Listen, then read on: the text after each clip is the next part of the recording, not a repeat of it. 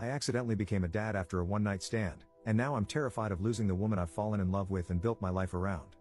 Posted by u/throw_ra_21121. So I, 27M, met Mila, 25F, about 4 years ago at a bar. Long story short, it was a mutual friend's birthday, and we had both just gotten out of long-term relationships. Hers was 5 years, mine was 4. After a lot of drinking, I woke up naked on the birthday guy's couch with Mila. It was incredibly awkward, but honestly, that wasn't even the wildest thing that happened that night. The birthday guy? He did something way worse. Anyway, after all that, Mila and I were both super awkward about the situation. She legit looked like she wanted to crawl under a rock.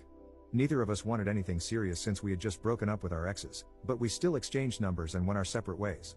Fast forward about 3 months, Mila texted me and asked if I wanted to grab coffee. I thought it was kind of weird, but I figured she might want to go on a date or something. When I got there, she looked like she'd been crying. As soon as I sat down, she just started bawling. It turned out she was pregnant. She hadn't realized because she was super stressed and tired, but I was the only person she'd slept with. My whole life flipped upside down. We did a DNA test, and it was mine. After that, she moved in with me because she had been sharing a room with a roommate. The guest room became hers, and my office is now Andy's room. His full name is Andreas, but we call him Andy. Having a kid wasn't exactly in my plans, but since Andy came along, my life has honestly been better. Over the years, Mila and I have never really had a romantic relationship, except for one time when she kissed me after Andy was born. We get along well, I support them, I'm paying for Mila's grad school, she finishes next year, we split the chores, and I'm always there for whatever she needs. So, in November, Andy's going to turn 3. We've been planning his birthday, it's close to Halloween, so he and his friends are all going to dress up. He wants to go as Bingo from Bluey. During one of our talks, Mila asked if I wanted her to move out. She said that now Andy's 3, we could co-parent separately, and I could even get a girlfriend if I wanted to. I just went blank, said no, and went to my room. Here's the thing, I love her. Having Andy is everything to me, but I'm also genuinely in love with her. She's smart, beautiful, caring, thoughtful, kind, and dedicated, she's literally the most perfect person ever. But I'm way too scared to tell her. We have a kid together, and I'm terrified of ruining everything between us as parents and friends. I don't know if I should tell her how I feel or just keep pretending everything's fine so I don't mess up what we have. Update 2 days later. So, I posted my story a few days ago, and yesterday I finally talked to Mila. I left work early, picked up Andy from nursery, and dropped him off at my mom's. I bought some flowers, cleaned up the house while she was in class, and texted her, saying she didn't need to pick up Andy and to just come home because we needed to talk. When she got home, she looked at me with her big eyes wide open, and the first thing she asked about was our kid. I hugged her for a while, but she went full mama bear mode and kept asking about our baby boy. After I reassured her that he was with my mom and totally fine, she finally calmed down.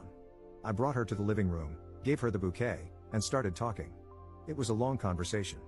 I told her how I've been scared of ruining things and how it hurt when she asked if I wanted her to leave. She admitted she was afraid she was messing up my life, that she feels like a burden sometimes, and even blames herself for ruining my life with the pregnancy. I shut that down real quick. I never wanted kids, but honestly, since Andy and Mila came into my life, everything's been way better. It's been the best, most challenging mistake I've ever made. She also said she likes me too, and she's felt that way since she was pregnant but wasn't sure if it was just the hormones. After the baby, she felt embarrassed to say anything because she didn't feel comfortable in her body anymore. She never got back to her pre-pregnancy body and thought I wouldn't find her attractive. But to me, she's the most beautiful woman on the planet. She also admitted she'd get jealous when I went on dates, even though she knew it didn't make sense because we weren't a thing. Honestly, if she went on dates, I'd be dying of jealousy too.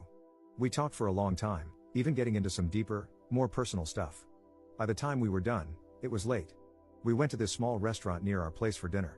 No wine cause I was driving, but it was amazing.